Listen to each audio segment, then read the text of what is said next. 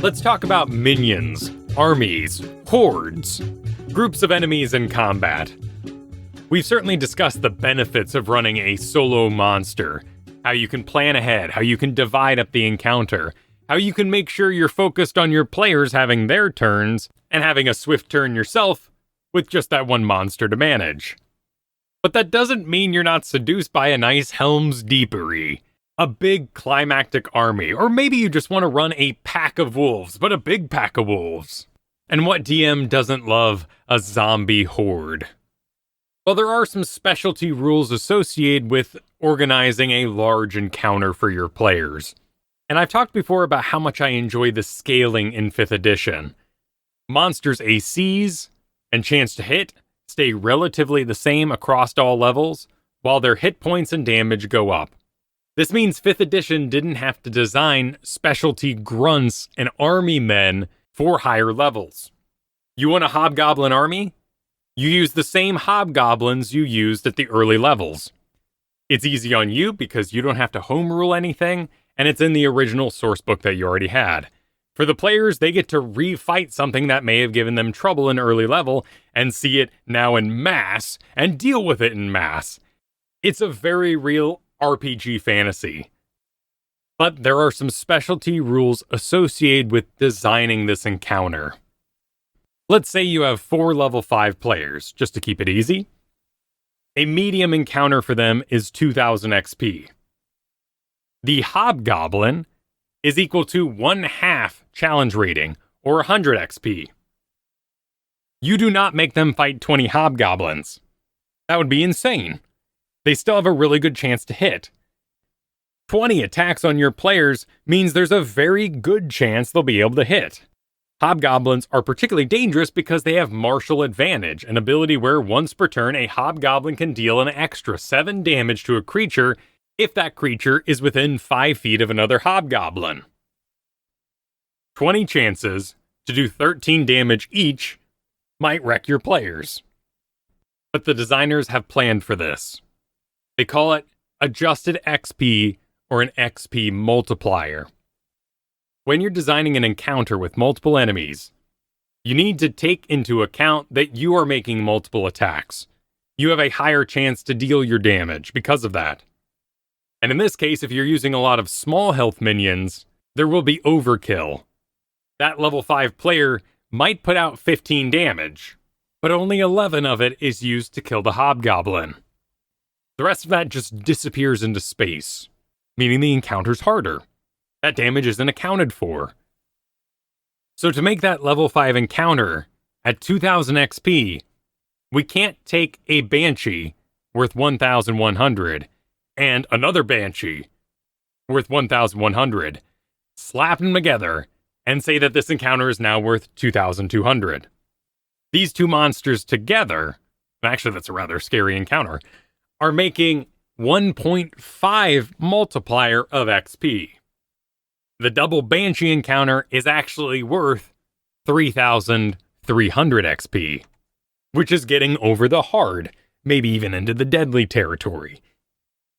And you can find this table in Chapter 3 of the Dungeon Master's Guide, but as you add more and more monsters, this multiplier goes up. At 11 to 14 monsters, we're timesing that XP by 3. So our Hobgoblin force for level 5 players is not 2,000 divided by 100. It's not 20 Hobgoblins. It's actually 8 Hobgoblins. But of course, with anything involving challenge rating, this is all made up. This is an estimation. The difficulty of 8 different monsters is highly dependent on your party. Do you have AoE spellcasters? Do you have cleave abilities? Or are you all single target classes? This encounter could also be a lot more difficult if your party has bad initiative or happens to roll bad initiative. The goblin platoon is marching along. Your party gets a surprise round. They blow them all away together. The goblins get to act fast. They all separate, meaning the AoE isn't as valuable anymore. But let's be honest. Unless you're actively being cruel and malicious, this is all the player's problem. They didn't prepare AoE spells for the day. they can't deal with this type of encounter, tough luck, it's within the challenge rating. The real burden of running this multi-monster fight is on you, the DM.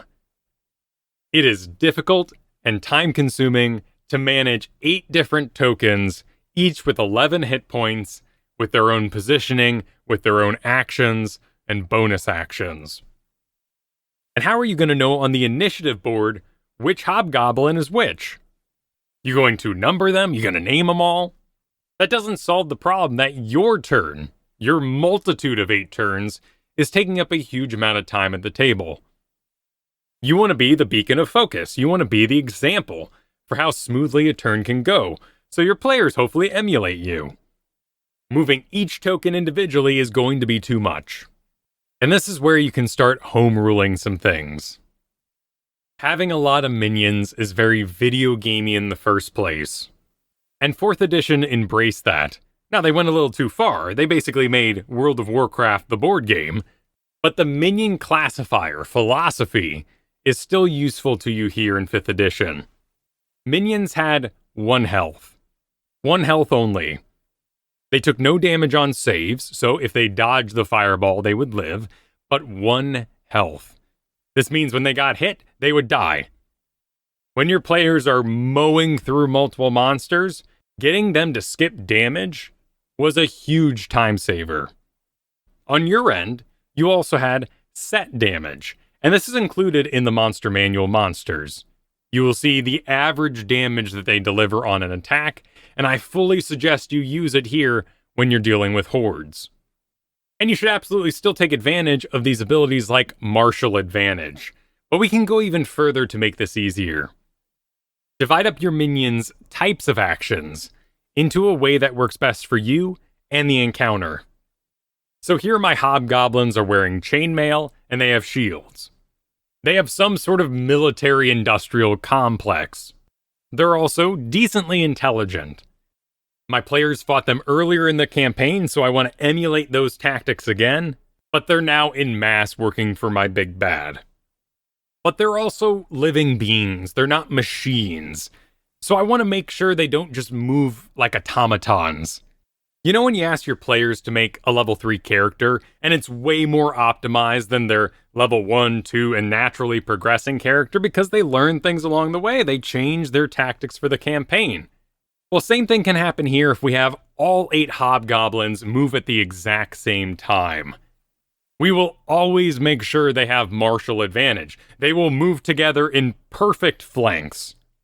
It's too pretty for our grunty soldiers here. So I would be better served to divide my hobgoblins into groups of 2. Now I'm only managing 4 initiatives. Their health is always 1. They're always going to deal set damage. I've reduced the length of my turn dramatically. But I still want to make sure that 8 hobgoblins don't move in perfect formation and surround everybody like some sort of synchronized art form. This home rule-ish system for this combat works for the RP I'm trying to set up, for the tactics I want, and reduces my burden in executing it. But I would work it differently with zombies. Now, zombies are a 4th challenge rating, so I can now have 14 of them, but there's nothing wrong with all my zombies moving on a single move. In fact, I could divide the initiative up by the types of actions the zombies are going to take. So my first initiative in the order is their move. All the zombies at 20 speed shamble forward, get into position, surround my players. Then on my second initiative, they all perform the slam actions, which are still set to the flat damage amount, but I've got a big ol' handful of dice and I just drop them. I drop 14 d20s on the table, and then I push them to line up with all 14 of my zombies. Whatever hits deals the flat 4 damage. And this works, because the zombies are just mindless. They're moving as a horde. That's part of the fantasy. Their tactics don't have to be unique. They're not synchronized, even though everything is happening at the same time. And this many minions on the field is now making a more positional-based tactical battle. But maybe that's too much for you. Maybe you don't own 14 D20s. Well, we could reduce that burden in another way. Add another home rule for this particular battle. All the zombie groups on a single target roll a single attack, and then we times that damage. So Zombie Slam deals 4 bludgeoning. A player is surrounded by 3 zombies. You roll a single d20 for that particular group. It hits, you deal 12 damage. Now, perfect math-wise, that doesn't quite work out with the challenge multiplier we factored in with the 3 attacks that now become 1 attack of 1 huge amount of damage, but the challenge ratings are made up anyway, so you can have a guess, a best guess, at how the fight's gonna go down. But the situation works here because of the nature of our zombies and the personality we're giving them. They are a shambling, scrambling horde, and when you're surrounded by 3 of them, they're all tugging and slapping together. It increases the damage being dealt. The goal here, of course, is to express for your story the size of the goblin army, the amount of townsfolk turned into zombies. But you can also do this to just vary your own tactics to make a battle more interesting or more natural. Let's say you want your level 1 players to fight a pack of wolves. Well, using the balancing and the encounter adjustment XP for multiple targets, an easy encounter is 2 wolves, and a hard encounter is 3 wolves. Unless you do some other home ruling designing here, you're not going to be able to make a medium encounter with 2.5 wolves. A wolf encounter also has a personality to it. They're pack hunters, they're usually successful, and they very rarely fight to the death. And you want to give it a different feeling than your zombie battle or your hobgoblin battle. So you make your wolves stalk them at dusk through a forest. And once you engage, only 2 of the wolves are actively attacking. The other 2 are barking, running around, getting in flank positions if possible, moving through the woods. And wolves are really cool. They've got pack tactics. Advantage on attack rolls when another wolf is nearby the target they're attacking. When they damage a target, they have a chance to knock them prone.